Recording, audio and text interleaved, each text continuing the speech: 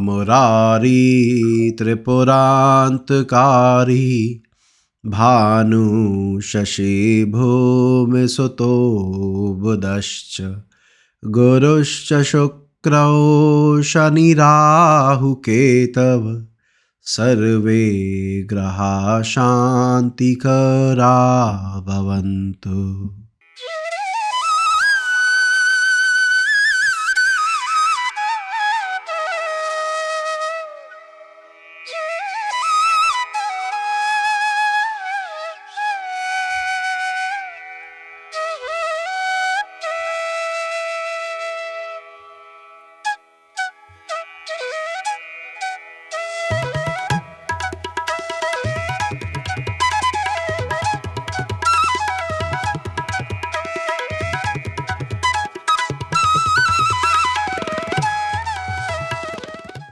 तो जैसा मैंने आपसे कहा, आज हम बात करेंगे जैमिनी के आत्मकारक के ऊपर। पहले मुझे बताइए, आत्मकारक कौन होता है? कोई बताए आप में से? Highest degree planet. ठीक है जी। जिस ग्रह की डिग्री सबसे ज़्यादा होती है उसको हम आत्मकारक कंसीडर करते हैं, ये बात आप जानते हैं। और कुछ बताइए आत्मकारक के बारे में, क्या इंपॉर्टेंस है उसकी, क्यों देखना चाहिए उसे? कारकांश लग्न में उसी से निकलता है कि आत्मकारक जहां पर नवमांश में बैठा होता है। ओके, ठीक है। और कुछ? ये तो चलो एक गया। फलित का क्या बताओगे? फलित कैसे करते हैं उससे? व्यक्ति के बिहेवियर और ओवरऑल पर्सनालिटी पे उसका प्रभाव रहता है। हाँ, बहुत बढ़िया लाइन, बहुत बढ़िया लाइन आपने कहा। व्यक्ति के स्वभाव और व्यक्ति की पर्सनैलिटी पर उस ग्रह का प्रभाव रहता है। चलो, इस बात को अगर आपको पता है तो यहीं से चालू करेंगे, जितना आपने अभी बोला उसके आधार पर। बस 1 मिनट मुझे और दीजिए, हम फिर आज की कक्षा का शुभारंभ करते हैं। तो मुझे अभी क्या बताया गया आत्मकारक के बारे में कि आत्मकारक से व्यक्ति के पर्सनैलिटी का, व्यक्ति के ओवरऑल बिहेवियर का जजमेंट किया जाता है, ऐसा आपने सुना और पढ़ा है। ठीक है, उस बात को मानते हुए मैं अब आपको आगे दिखाता हूँ कि इसको लगाना कैसे चाहिए। सबसे बड़ी गलती जो करते हैं इसके साथ हम लोग, वो क्या करते हैं, या जितने मेरे पास क्लाइंट आए मैंने देखा, वो ये देख लेते हैं कि उनकी कुंडली में आत्मकारक ग्रह कौन सा है, और उस आत्मकारक के जो नैसर्गिक गुणधर्म है उसको अपने से जोड़ के देखने की कोशिश करते हैं। मतलब जैसे एग्जाम्पल के लिए आत्मकारक के नेचुरल ट्रेट को देख लिया और उसी के हिसाब से अपनी पर्सनैलिटी बताने लगे। अगर गुरु बन गया तो कहते हैं अरे साहब मैं बड़ा धार्मिक आदमी हूँ, मेरे में ये क्वालिटी है, मेरा तो आत्मकारक ही बृहस्पति है। मतलब बृहस्पति आत्मकारक ना हो गया तो आप तो बिल्कुल आचार्य बन गए। ठीक है, एक ये ट्रेट बहुत कॉमन देखने को मिलता है कि केवल उसके नैसर्गिक गुणधर्म को उठा लिया और उस आधार पर बात करी। जबकि होना क्या चाहिए? होना चाहिए ये कि उसके अलावा और फैक्टर्स देखकर फिर आपकी पर्सनैलिटी को अगर हम बताएंगे थ्रू आत्मकारक का, तभी बात बनेगी। जैसे आपको पता हो, जब हम नॉर्मल पराशरी ज्योतिष का इस्तेमाल करते हैं तो क्या केवल लग्नेश देखकर हम बोल देते हैं कि ये व्यक्ति गुस्सैल होगा या इसमें ये क्वालिटी होगी या ये भावुक होगा? तो उत्तर है नहीं। हम पूरा चार्ट देखते हैं और उसके बाद बताते हैं कि नेटिव की पर्सनैलिटी कैसी होगी।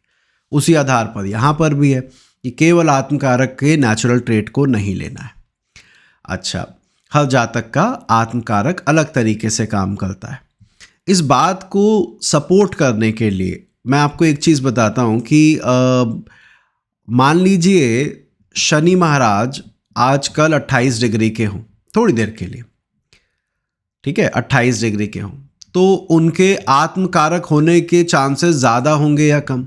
ज़्यादा होंगे सर। ज़्यादा होंगे ना, क्योंकि 28 डिग्री का है और 27 डिग्री का है, तो हो सकता है बाकी सारे ग्रहों की डिग्री कम हो और वही हो। अब हम ये जानते हैं कि शनि को 1 डिग्री चलने में लगभग 1 महीना लग जाता है। तो यानी 27 डिग्री पर जब वो आया, वहाँ से लेके जब तक वो 30 का नहीं होगा, जितने बच्चे पैदा हो रहे होंगे उसमें से एटलीस्ट 70-80% के चार्ट में तो शनि आत्मकारक बन जाएगा। ठीक है, अब अगर इतने सारे बच्चों का शनि आत्मकारक बन गया तो सबको हम कह दें क्या शनि वाले गुणधर्म आप में ज़्यादा होंगे? तो ये बेवकूफ़ी है। लॉजिकली समझ में आ रहा है मैं क्या बोल रहा हूँ कि खाली 1 डिग्री पे चलने में उसको इतना टाइम लगना है, तो कैसे उसे आत्मकारक के आधार पर आप कहोगे कि इसका व्यवहार ऐसा होगा? Same case for Jupiter. Jupiter को 3 डिग्री लगते हैं 1 महीने में क्रॉस करने में, लगभग 3 डिग्री। अब अगर आप फिर यही हिसाब लगा के चले कि आखिरी डिग्री पे गुरु पहुंचा तो उसके बाद उस पूरे महीने जितने बच्चे पैदा हो रहे होंगे, बीच बीच में कभी कभी चंद्रमा उसको क्रॉस कर जाएगा, वरना सबका आत्मकारक बृहस्पति बनेगा। तो लॉजिकली ये बात गले से नहीं उतरती कि आत्मकारक का गुणधर्म देखकर हम बड़ी बड़ी बातें करने लग जाए। तो अब देखें कैसे, आगे बात करते हैं। तो मैं आपको वो 3 फैक्टर बता रहा हूं जो आप शुरुआत से पढ़ते आ रहे हैं कि इन तीनों के आधार पर फलित करना चाहिए। मैं अभी चलो प्रेजेंटेशन नहीं दिखाता, आप लोग बताओ क्या होंगे ये 3 फैक्टर जिसके आधार पर फलित होगा। जिस राशि में आत्मकारक है। ओके, रुको अबे रुको भाई, मेरे भाई रुको। जल्दी से, आपकी ट्रेन छूट रही है। आपने कहा जिस राशि में आत्मकारक है। देखे तो सही तुम्हारी लाइन गलत हुई है या सही है। सबसे पहले हमने कहा राशि बहुत इंपॉर्टेंट है, किस राशि में तुम्हारा आत्मकारक बैठा है, वो राशि के गुणधर्म क्या है, काल पुरुष के कौन से भाव में पड़ती है, उसमें जल तत्व है, वायु तत्व है, उसका तत्व क्या है ये। दूसरा ग्रह, कौन सा ग्रह, ये बात बिल्कुल सही कही इंद्रजीत ने, वो दूसरा ग्रह है जो आत्मकारक के साथ बैठा हुआ है। जो भी ग्रह आत्मकारक के साथ बैठा होगा वो आत्मकारक से ज़्यादा प्रभावशाली होगा आपकी पर्सनैलिटी और आपके बिहेवियर को दर्शाने में। ध्यान रखिएगा, मान लो मेरा आत्मकारक सूर्य है लेकिन मेरे सूर्य के साथ आके शनि बैठ गया, तो मैं कहूँगा मेरे ऊपर शनिवत प्रभाव आप ज़्यादा देखेंगे कंपेयर टू सूर्य। तो जिस ग्रह से युति है आत्मकारक की वो बहुत इंपॉर्टेंट है, ध्यान रखिएगा। और तीसरा राशि आधिपत्य। किसका राशि आधिपत्य, भैया किस राशि का मालिक है वो, किस भाव का मालिक है वो। इन तीनों को अगर आप पकड़ के चलेंगे तो आपका फलित सटीक रहेगा। आत्मकारक को जब भी जज करोगे, खाली ये नहीं कि ये प्लैनेट हो गया तो बन गया। हमने कहा जिस राशि में बैठा है उसको देखो, हमने कहा जिस प्लैनेट के साथ बैठा है उसको तो ज़रूर देखो, उसको तो छोड़ना ही नहीं है, वही तुम्हारी क्या कहें कुंजी है रास्ता खोलने की। और तीसरा स्वामित्व। अब ये कैसे देखना है, एक एक करके इस पर बात करते हैं। ये उदाहरण के लिए आपको बता रहा हूँ, जो अभी मैं शुरुआत में मैंने कहा कि भाई गुरु आत्मकारक बन गया तो खाली उसी के आधार पे बोल दोगे कि भैया ये टीचर होगा, ये स्पिरिचुअली इंक्लाइंड होगा वगैरह वगैरह, वो बेवकूफ़ी है। जैसे अगर गुरु के साथ मंगल बैठ जाए, गुरु आत्मकारक हो और उसके साथ मंगल बैठ जाए, तो जो नीचे लाइन लिखी है ना, warrior, teacher, action oriented personality, protector, ये क्वालिटी उसमें आएगी। यानी मंगल वाले गुणधर्म गुरु को सुपरसीड कर जाएंगे। अब वैसे मुझे पता है आप सब लोग बड़े समझदार हैं और आपको आइडिया है हर राशि का क्या गुणधर्म होता है, हर ग्रह का क्या गुणधर्म होता है, लेकिन फिर भी एक बार इसको रिपीट करते हैं for the sake of YouTube viewers. जब उनके पास ये वीडियो जाए तो वो देखें तो समझ में आए। तो पहली चीज़ क्या, आत्मकारक जिस राशि में बैठा है वह नेटिव की आत्मा की मूल प्रकृति बताता है, अगर मैं जैमिनी नियम के आधार पर चलूँ तो। यहाँ भी एक बात और इम्पॉर्टेंट बता दूँ, क्या पराशरी अपने आप में पूर्ण नहीं है कि हमें जैमिनी पर जाना पड़े। कोई भी विषय अपने आप में अगर हम अच्छे से पढ़ ले तो वो अपने आप में आंसर दे देता है, लेकिन ठीक है और सुविधाएं और विषय अगर हमारे पास मौजूद है तो उसके इस्तेमाल में कोई हर्जा नहीं।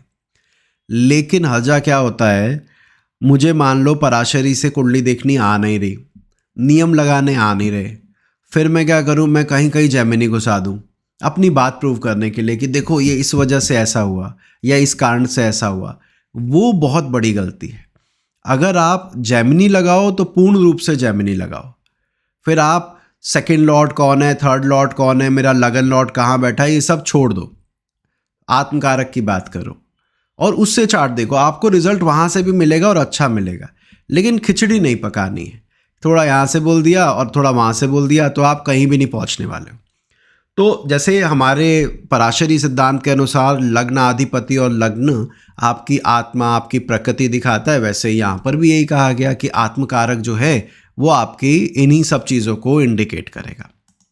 अच्छा, अब अगर मैं राशियों के गुणधर्म पर बात करूं, आप जानते हैं लेकिन फिर भी अग्नि तत्व राशि बोल्ड, एक्शन ओरिएंटेड सोल दिखाता है, ऑनेस्टी दिखाता है। अगर आत्मकारक अग्नि तत्व नवांश में है या अग्नि तत्व राशि में है, तत्व राशि में है, तो हम कहेंगे जातक ईमानदार होगा, काम करने में रुचि रखने वाला होगा, मेहनती होगा, वगैरह वगैरह, तो वो चीज़ें उसके साथ जुड़ जाएंगी।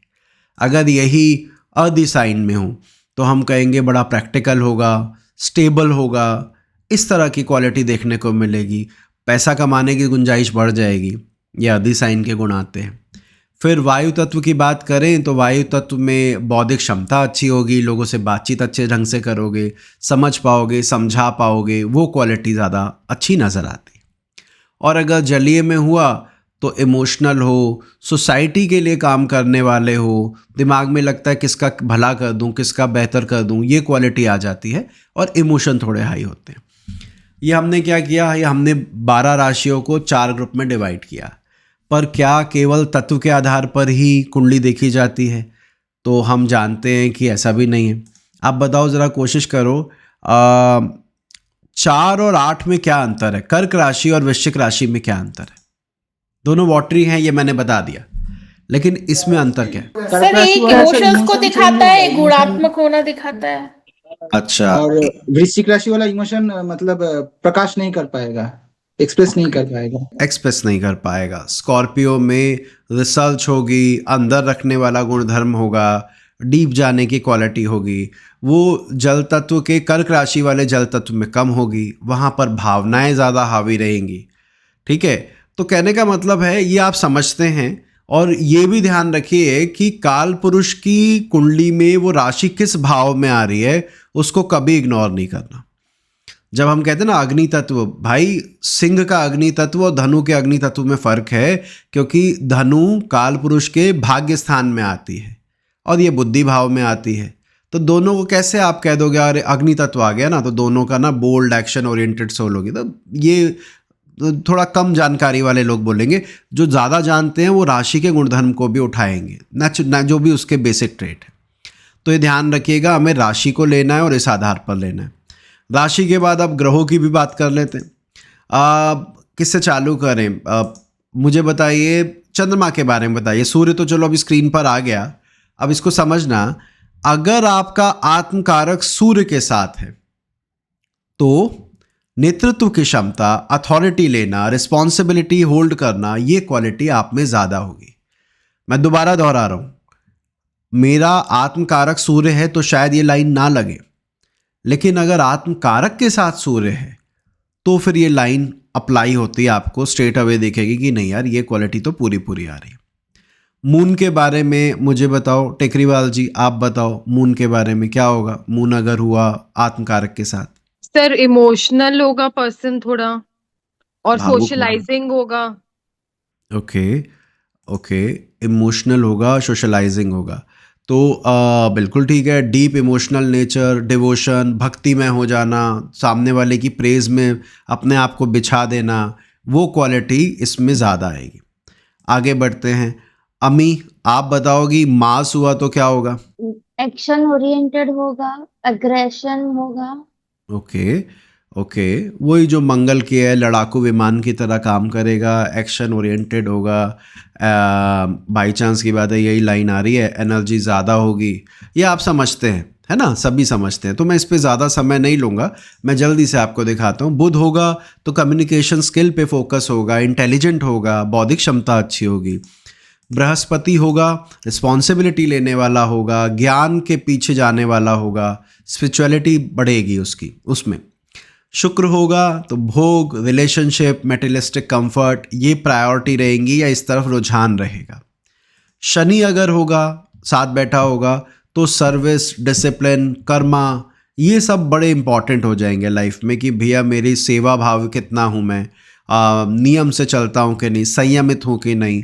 दुख भी कहीं ना कहीं रहेगा कि पीड़ा रहती है मन में। वो कर्मा लेसन ना एक अच्छा वर्ड है आजकल की भाषा में, मतलब यही है कि जीवन में कुछ ऐसी घटनाएं हो चुकी होती है जिस वजह से आप काफ़ी धीर गंभीर हो जाते हो, शनि जैसे, वो चीज़ आ जाएगी। इसके बाद अगर राहु होगा तो unconventional thought process, trend setter, नई तरह की सोच, कुछ नया बनाते हैं, कुछ नया करते हैं। वो पुराना काम भी अगर कर रहा होगा ना, मतलब जो रूटीन में लोग कर रहे होते हैं, तो उसमें भी अपना कुछ जोड़ देगा।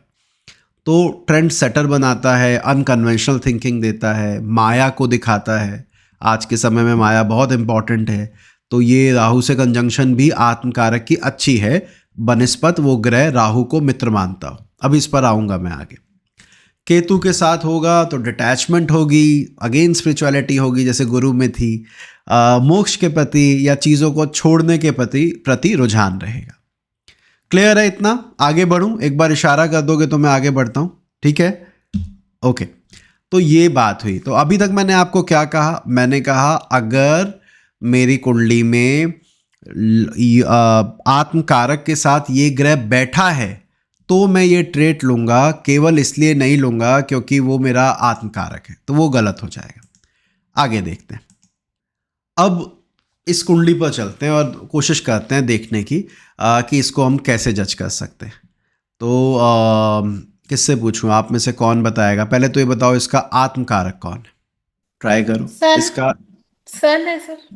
सूर्य है। अब अगर मैं वो पुराने तरीके से चलूं तो क्या होगा? सूर्य आत्मकारक है, आप जिम्मेदारी लेने वाले होंगे, आप ये चमकेंगे, आप ऐसा होगा, आप वैसा होगा, वो सब बातें कहेंगे ना सूर्य का, अगर हम केवल उसको देखें। लेकिन अगर मैं जो अभी आपको पढ़ाया उसके आधार पर देखूं तो सूर्य कन्या राशि में बुध के साथ बैठा है। क्या फलित होना चाहिए अगर कन्या राशि में बुध के साथ बैठ जाएगा? तो वो बताएं। सर इंटेलिजेंट होगा और ऑडिटिंग ये सब के लिए बहुत सूटेबल होगा ये पर्सन। अभी दो बातें आई, इंटेलिजेंट होगा और एक ने कहा ऑडिटिंग वगैरह में अच्छा होगा। ये सुना आपने ये जो आवाज़ आई थी? क्यों बोला होगा? क्योंकि बुध के साथ है तो इंटेलिजेंट हुआ, और बुध की मिथुन राशि में नहीं कन्या राशि में है, तो कन्या राशि में खामियां निकालना या कमी ढूंढ लेना वो उसमें आता है। होता है कि नहीं? पता है ना आपको, मिथुन में कम्युनिकेशन प्रायोरिटी पर है, इसमें ये प्रायोरिटी पर है। अगर मैं ये बोलूँ कि ये ऑडिट ऑफिसर रहे, उनका काम ही ये था, तो ये बात बिल्कुल सही हो जाएगी कि देवी जी जो कह रही है बिल्कुल सही लग गया। ये जातक अगर सुन रहा होता कहता यार बढ़िया है, तुमने बढ़िया बताया, ठीक है। एक IAS का चार्ट है, तो उस आधार पर अगर हम देखें तो ये तो आपकी बात पूरी तरह लग गई। इंटेलिजेंट आपने बोला, वो भी इनके ऊपर अप्लाई होता है। बौद्धिक क्षमता अच्छी होगी तभी एग्जाम क्रैक कर पाता है बंदा, वरना कौन कर पाता है ना? और जातक ज्योतिषी भी अच्छे रहे। ये चार्ट है श्री KN राव जी का, जो पॉपुलर चार्ट उनका चलता है। अब अगर इसमें मैं केवल सूर्य की बात करूं तो मेरी बेवकूफ़ी होगी। मुझे देखना चाहिए बुध की राशि में बुध के साथ बैठे आत्मकारक का क्या प्रभाव होगा, तो हम ज़्यादा सटीक बात कर पाएंगे। कहने के लिए भी बोला जा सकता है अरे सूर्य बली था ना तो इसी वजह से इतनी प्रतिष्ठा, इतना नेम, इतना फेम मिला, वो भी बात हो सकती है कहने के लिए। लेकिन मैंने क्या कहा, आपके अंदर गुणधर्म क्या आएंगे, ट्रेट क्या आएगा, वो अगर हमें देखना है तो राशि और उस ग्रह को जोड़कर देखना चाहिए। आगे बात करें, यहां तक समझ में आया जो मैंने बोला? जिस राशि में जाए उसको और जिस ग्रह के साथ बैठे उसको। अब इसमें लेकिन कई क्वेश्चन या कई और फैक्टर हैं जो रिजल्ट को और फाइन कर देते हैं, सुपर फाइन कर देते हैं। वो क्या है? कारकांश लग्न। कारकांश लग्न पर आए उससे पहले मैं एक चीज और बताता हूं। मैंने आपको अभी बताया था कि जो ग्रह साथ बैठा है उसके गुणधर्म देखिए, उस राशि के गुणधर्म देखिए। एक और तीसरा फैक्टर भी लिखा था ना, वो 3 पिलर जो बनाए थे, उसमें तीसरा फैक्टर क्या था बताइए, याद हो तो? तीसरा फैक्टर क्या ऐड किया था? लॉर्डशिप का। अब देखो जरा ध्यान से सुनना, और मैं अगर गलत बोलूं तो करेक्ट करवाना। अगर मैं लॉर्डशिप की बात करूं तो मुझे ऐसा दिखता है आत्मकारक के साथ 12वें का मालिक बैठा है। अगर मैं लॉर्डशिप लगन से लूं तो, हाँ या ना? अगर मैं लगन कुंडली को देख रहा हूं और फिर कह रहा हूं अरे आत्मकारक के साथ 12वें का मालिक बैठा है, तो ये एक तरीका ये है जो कि गलत है। गलत क्यों है भाई? मैं यहाँ पर लगन कुंडली से कुंडली नहीं देख रहा हूँ, मैं जैमिनी पद्धति के आधार पर देख रहा हूँ, तो मेरे पास अलग तरीका जो उसका प्रॉपर मेथड बताया गया वही फॉलो करना चाहिए। तो उस लॉर्डशिप को मैं नहीं लूँगा। दूसरी लॉर्डशिप आई कि भैया जहाँ आत्मकारक कुंडली में बैठा है वहाँ से बुध कहाँ का मालिक है। लॉर्डशिप भी मैं यहाँ पर साथ बैठे ग्रह की ले रहा हूं, अभी आत्मकारक की नहीं ले रहा हूं। समझाऊं मैं? इस कुंडली का आत्मकारक कौन है? सूर्य है। हमने कहा कहाँ बैठा है जी, हमें पता लगा वो तो कन्या राशि में बैठा है। अब हम कहेंगे किसके साथ, तो पता लगा बुध के साथ। हम कहेंगे कन्या लगन के लिए बुध कहाँ का मालिक होता है, तो पता लगा लग्न अधिपति और दशम अधिपति है। तो इस आधार पर दशम का स्वामी अगर मेरे आत्मकारक के साथ बैठा है तो व्यक्ति मेहनती होगा, कर्मठ होगा, ऐसी स्टेटमेंट आएगी। समझ में आ रहा है जितना मैंने बोला? यहाँ तक कोई दिक्कत तो नहीं? जहाँ पर वो ग्रह बैठा है आत्मकारक इन बर्थ चार्ट, वहाँ से साथ बैठे ग्रह की लॉर्डशिप ली। और यहाँ पर मैं ये भी जोड़ दूँ कि आत्मकारक की लॉर्डशिप भी ली जाती है, लेकिन वो किसी और परिपेक्ष में होता है। वो आगे मैं अगर मौका रहेगा तो बाद में कभी बात करेंगे। हमने क्या बात की? हमने कहा अगर वो देख रहा है या उसका प्रभाव है तो उसको जो साथ बैठा है उस ग्रह की लॉर्डशिप को लेना चाहिए। लेकिन जब मैंने अप्लाई करने का प्रयास किया, ये नियम सुना, कोशिश की कि चलो लगाते हैं, तो परिणाम कोई बहुत खास नहीं आए। तो लगा मैं कुछ तो मिस कर रहा हूँ, क्योंकि लगन कुंडली वाला जो मैंने पहले बोला, पहले मैं वो लगाने लगा। पता लगा जी ऐसे नहीं लगता है, ये गलत है ये तरीका। तो जब ये पता लगा गलत है तो लगा अब चलो चेंज करते हैं, कुछ और करते हैं। फिर कैसे करें? तो जहाँ आत्मकारक बैठा है वहाँ से गिन लेते हैं। तो वहाँ से गिनने की कोशिश की तो भी परिणाम सेटिस्फैक्ट्री नहीं थे। ऐसा था कभी लग जाए कभी नहीं लगे, तो लगा ये भी ठीक नहीं है। फिर कारकांश कुंडली मिली। कारकांश कुंडली बहुत इंपॉर्टेंट हो जाती है कि लॉर्डशिप कैसे लेनी है। वो जो तीसरा पिलर था अब हम कारकांश के थ्रू भरेंगे। कैसे? कारकांश होता क्या है? कारकांश ये होता है कि आत्मकारक ग्रह कुंडली में जितने भी डिग्री का जो भी है आपने उसे पिन पॉइंट कर लिया। जैसे अभी इस एग्जाम्पल में सूर्य था, उस ग्रह को नवांश कुंडली में ढूंढे, वो जहाँ भी बैठा है उसको लगन मान ले, और कुंडली कारकांश लगन वैसे बनती है। ठीक है ना? आत्मकारक जहाँ बैठा है नवांश में, उसको देके उस राशि से आप लगन कुंडली बना लो और उसके बाद फलित करो। हम इसका इस्तेमाल करेंगे। अभी कैसे करेंगे मैं आपको दिखाता हूँ। तो हम कहाँ थे? मैं कारकांश की बात कर रहा था। नवांश में आत्मकारक जिस राशि में होता है वह कारकांश लग्न कहलाता है, ये आप जानते हैं। इसके बाद आत्मा की डीपर जर्नी या इस व्यक्ति की सोच क्या होगी, उसमें कारकांश का बड़ा असर आता है। कारकांश प्रोफेशनल लाइफ के लिए भी देखा जाता है, आपको करियर वाली क्लासेस में पढ़ाया था मैंने। तो ये इसको इंडिकेट करता है, स्पिरिचुअल ग्रोथ को इंडिकेट करता है, कैसे ये व्यक्ति अपनी आगे की ग्रोथ में जाएगा। जैसे अगर कारकांश लग्न अगर शनि का आ जाए, विशेषकर मकर आ जाए, तो हम कहते हैं जीवन में बुरी घटनाएं होने के बाद इसका इवोल्यूशन होगा। पहले कुछ इसको चोट पहुंचेगी और उसके बाद ये परिवर्तित होगा। अगर शुक्र की राशि आ जाए तो हम कहते हैं पहले भोगेगा, इंजॉय करेगा, इंजॉय करने के बाद ये स्पिरिचुअली आगे बढ़ेगा। ज्ञान का मार्ग होगा, भक्ति का मार्ग होगा, उन सब में हम इन राशियों को देखते हैं। अगेन यहाँ पर वो टॉपिक नहीं है तो मैं इस पर ज़्यादा नहीं जाऊँगा। करियर और लाइफ का पर्पस या सही दिशा बताता है। अच्छा, अब लॉर्डशिप एनालिसिस देखिए। कारकांश से हाउस की लॉर्डशिप देखना बहुत ज़रूरी होता है, इम्पॉर्टेंट है। और जैसे कारकांश कुंडली का सेकंड लॉर्ड वेल्थ दिखाएगा, पैसे वाला बनाएगा। कारकांश कुंडली का पंचम अधिपति आपको शार्प इंटेलेक्ट देगा, बुद्धि देगा। ठीक है, बौद्धिक क्षमता अच्छी कर देगा। कारकांश का नवम भाव तुम्हें लक्की बना देगा कि अरे आराम से हो जाता है काम, बड़ी कोई मुश्किलें नहीं देखनी पड़ती, केक वॉक है लाइफ आपके लिए, आसान है। और धर्म के प्रति रुचि बढ़ा देता है। इसी तरह दशम भाव करियर, कर्मठ, सोशल स्टेटस को इम्प्रूव करवाता है। ठीक है जी, ये आपको पता है। मैं हाउसेस की लॉर्डशिप पे नहीं जाऊंगा, इतना तो मुझे पता है, आप सब अच्छे से जानते हो। अब हमें क्या करना है? अब हमें इन दोनों को क्लब करके देखना है। अब मैं क्या करने वाला हूँ, आप लोगों से पूछूंगा, आप लोग बताएं, रेज हैंड करें कौन कौन इस कुंडली के बारे में बोलना चाहता है।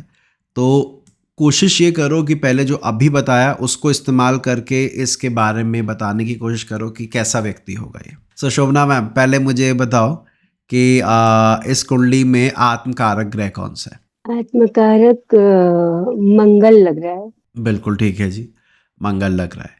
तो जो कन्वेंशनल तरीका है उसके हिसाब से तो हम बोल देंगे कि अरे ये ना वॉरियर बनाएगा। क्या क्या कर सकते हैं बताओ पहले, आपको क्या लगता है?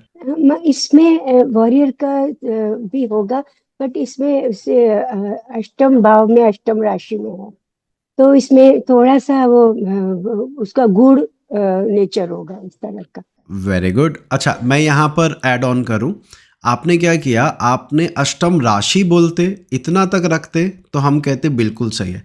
जैसे ही आप टर्म भाव बोलते हैं तो भाव आप देखते हो लगन से, कि लगन से 8वें गया है, उसको आप कंप्लीटली इग्नोर करो, मत देखो वो कहाँ बैठा है।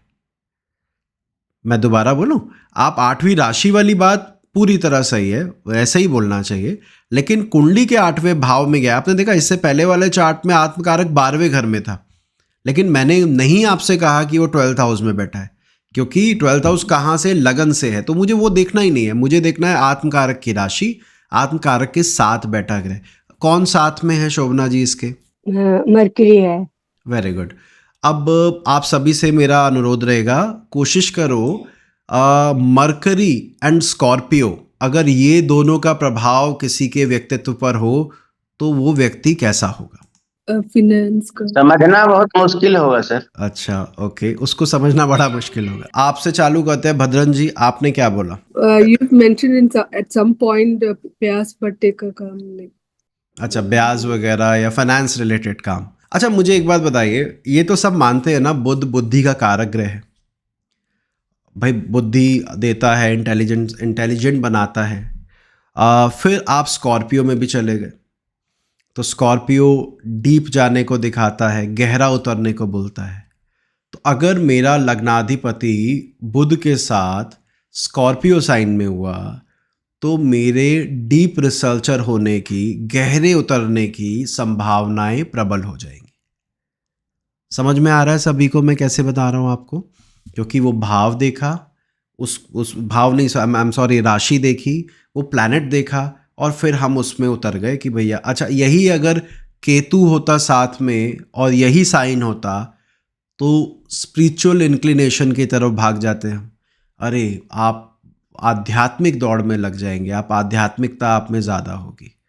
समझ में आ रहा है सभी को? शोभना जी ठीक है ना मेरी बात, अगर आप समझ रहे हो तो चलिए ठीक है जी, बुध के साथ और इसमें बैठा है, हमने इस बात को समझा। मैं अभी आत्मकारक कितना बली है, कितना निर्बल है, उस पर चर्चा नहीं कर रहा हूँ, उस पर हम बाद में बात करेंगे। इसके बाद अब हम आते हैं, हमारा जो अगला स्टेप मैंने आपको कहा था, कारकांश पर। अच्छा, कारकांश में कृति या अंजलि अग्रवाल, आप दोनों मेरी मदद करेंगे कि कारकांश लगन क्या हो सकता है इस जातक का और सर कैसे? कुंभ लगन करना चाहिए, मंगल कुंभ यहाँ लगन पे। है, यस सर। हाँ जी कैसे बताया, समझाइए। सर, आत्मकारक ग्रह यहाँ पे मंगल बने, मंगल D9 में गए हैं कुंभ राशि में, तो हम लगन कुंडली में आके कुंभ लगन से हम कुंडली बना देंगे, घुमा देंगे। बहुत बढ़िया, बहुत बढ़िया। सभी को समझ में आ रहा है जितना इन्होंने बात बोली? इन्होंने कहा कारकांशा का जो लग्न होगा इस जातक का वो कुंभ होना चाहिए, और उसका रीज़न वो बता रहे हैं कि मंगल मेरा आत्मकारक है, मंगल नवांश में कुंभ राशि में गया तो कुंभ राशि का मेरा कारकांश लगन बनेगा। अब इतना अगर आप समझ गए हो तो इसमें एक चीज़ और जोड़ दो कि जो बुध जो साथ बैठा था, मंगल के बैठा था ना, अभी हमने बात कर ली बुध की, अगर मेरा कुंभ लग्न हुआ या कुंभ लगन वालों के लिए बुध किन भावों का स्वामी होता है? हाँ सर, 5th पंचम भाव। Okay, very good. पंचम और अष्टम भाव है ना।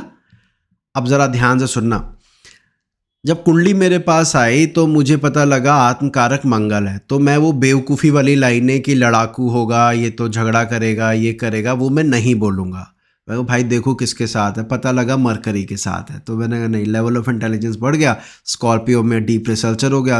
हो सकता है ज़िंदगी में कोई पीड़ा भी रही हो, कोई दुख दर्द भी रहा हो, क्योंकि 8 नंबर की राशि में काल पुरुष के 6ठे भाव के स्वामी के साथ बुध बैठा है, लेकिन वो एक अलग बात है, हम लेवल ऑफ इंटेलिजेंस पर बात कर रहे हैं।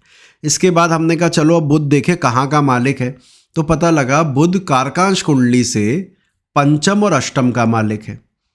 अष्टम मेरे पास ऑलरेडी आ रहा था, भाव नहीं राशि, ध्यान रखना, वरना शोभना जी कहेंगे मुझे तो अष्टम मना गया था, सर खुद अष्टम कह रहे हैं। तो मैं ये कहना चाह रहा हूँ कि 8वीं राशि में बैठा था और कारकांश के अष्टमेश के साथ बैठा था। तो अब मैं ये जो रिसर्च वाला जो टर्म है जो अभी आपने पिच किया वो और बढ़ के आ गई। अरे भाई ये तो किसी रिसर्चर का चार्ट है या कोई ऐसा व्यक्ति होगा जो डीप स्टडी गहरा उतरने वाला हो सकता है, उसके कॉम्बिनेशन हाई हो जाएंगे। ये चार्ट है अमर्त्य सेन का, नाम सुना है आपने? अमर्त्य सेन कौन है, कोई बताएगा? बता सकता है कौन है ये, क्या करते थे, क्या अर्थशास्त्री रहे हैं, नोबेल प्राइज विनर रहे हैं, अर्थशास्त्री रहे हैं और क्या कहते हैं अलग अलग यूनिवर्सिटीज़ में फाइनेंस के बारे में पढ़ाते हैं, समझाते हैं। अब देखो मोनिशा ने लाइन बोली थी ब्याज भट्टे का काम होगा, ये लाइन बोली थी और मैं ये नहीं कह रहा हूँ कि वो गलत है, क्योंकि हमने वहाँ तक सोचा कि ठीक है ये फाइनेंस आ रहा है तो फाइनेंस में नॉर्मली इसी तरह के लोग मिलेंगे, तो उनकी लाइन गलत नहीं है कि वो ये बंदा भी तो यही करता होगा ना, पैसा कहाँ लगाना है, कहाँ संभालना है, कैसे बचाना है, कैसे उसको फाइनेंस को मैनेज करती है कंट्रीज़ वगैरह। तो बात तो वही आ रही है, लेकिन एक हल्के शब्दों में वो और थोड़ा हाई फाई हो जाए तो हम कह रहे हैं भैया तो रिसर्चर है उस फील्ड के। तो अगर आप समझ रहे हो तो 3 फैक्टर अभी हमने डिस्कस करे। पहला, वो जो राशि जहाँ पर कारकांश का आत्म कारक बैठा है, उसके बाद उसके साथ कंजंक्ट प्लैनेट कौन है, इन दोनों को क्लब करके फलित करो। और तीसरा, वो जो प्लैनेट जिसके साथ कंजंक्शन है वो किस भाव का स्वामी है कारकांश से। अगर ये तीनों चीज़ें आप देखेंगे तो आप बहुत अच्छे से आत्म कारक को यूज़ कर पाएंगे इंडिविजुअल की पर्सनैलिटी बताने में। और किन चीज़ों से बचना है तो भैया नेचुरल सिग्निफिकेशन पर केवल निर्भर नहीं रहना, जो अभी स्क्रीन पर देख रहे हो। कंजंक्शन के इफेक्ट को कभी इग्नोर नहीं करना, हम तो वैसे भी नहीं करते और आपको करना भी नहीं है, स्पेशली इन केस ऑफ आत्म कारक एंड जेमिनी सिस्टम। इसके बाद कारकांश एनालिसिस को स्किप कर देना, उसको देख ही नहीं रहे हो तो ये भी एक बहुत बड़ी गलती है। कारकांश को लेके चले तभी मज़ा आएगा, वरना एक बात और भी सोचो। मैंने अभी आपके सामने जब वो चार्ट रखा और मैंने पिच किया कि मैं लगन से 12वें में बैठा है और लगन 12वें के मालिक है बुध, ऐसा कुछ बोला था वो जो पहला चार्ट खोला। फिर मैंने कहा मैं ये नहीं लगाना है, आपने लगन से नहीं देखना है। फिर मैंने दूसरा तरीका बताया, मैंने कहा जहाँ आत्म कारक बैठा है वहीं से भावा लॉर्डशिप ले लो, वो भी मैंने कहा मुझे सही नहीं मिला है। ध्यान से आप सुनोगे तो मैंने कहा तीसरे नंबर पे जो कारकांश लगन बन रहा है वहाँ से लॉर्डशिप लोगे तो मज़ा आएगा, तो परिणाम आप ज़्यादा सटीक पाएंगे। तो कारकांश एनालिसिस को स्किप मत कीजिएगा, ठीक है। हाउस लॉर्डशिप बिल्कुल इम्पॉर्टेंट है, इसके साथ ही आगे बढ़ना है। तो अगर ये आप 4-5 चीज़ें करें तो इसका फलित ज़्यादा अच्छा रहेगा। अब आपके लिए एक चीज़ और मैं पूछना चाहूँगा आपसे। हम ना जैमिनी में कहते हैं अगर आत्म कारक अमात्य कारक के साथ बैठा हो तो राजयोग कारक है। सुना है? सुना होगा भैया, इतने सारे वीडियोस मिल जाते हैं सोशल प्लेटफॉर्म पे तो कहीं तो आया होगा। अच्छा ओके, और क्या सुनते हैं, डीके के साथ युति हो जाए यानी दारा कारक के साथ हो जाए, वो भी राजयोग कारक है। अब लॉजिकली सोचना ज़रा, एक ग्रह मेरा आत्म कारक है, उसके साथ दारा कारक भी बैठा हुआ है। आत्म कारक कौन होता है? जिसकी डिग्री सबसे ज़्यादा हो, हाँ या ना? अभी तो बात करी हमने, सबसे ज़्यादा डिग्री वाले को आत्म कारक कहते हैं।